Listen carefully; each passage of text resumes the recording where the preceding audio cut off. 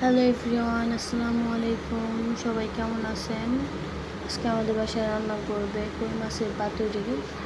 তার জন্য ফার্স্টে কই মাছগুলো ধুয়ে কেটে নিছে, তারপর পেঁয়াজ কুচি, আদা রসুন বাটা সব কিছু দিয়ে নেবে, স্বাদ মতো লবণ, হলুদ মরিচের গুঁড়া, কাঁচামরিচ সব কিছু দিয়ে ভালোভাবে মাখিয়ে নেবে। মাখানো হয়ে গেলে কিছুক্ষণের জন্য রেস্টে রাখবো।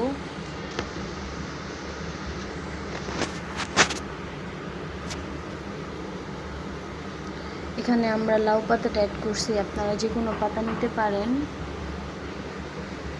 নিয়ে ভালোভাবে পাতার মধ্যে মাছগুলো রেখে ভালোভাবে মুড়াই নিতে হবে।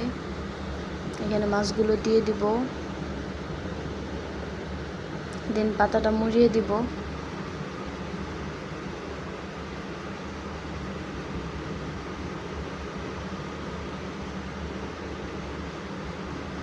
মোড়ানো হয়ে গেলে চুলায় বসিয়ে দেব।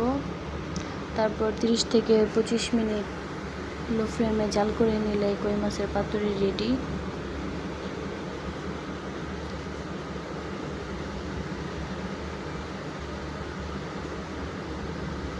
অবশ্যই আপনারা বাসায় একবার ট্রাই করে দেখবেন আর আমাকে কমেন্টে জানাবেন।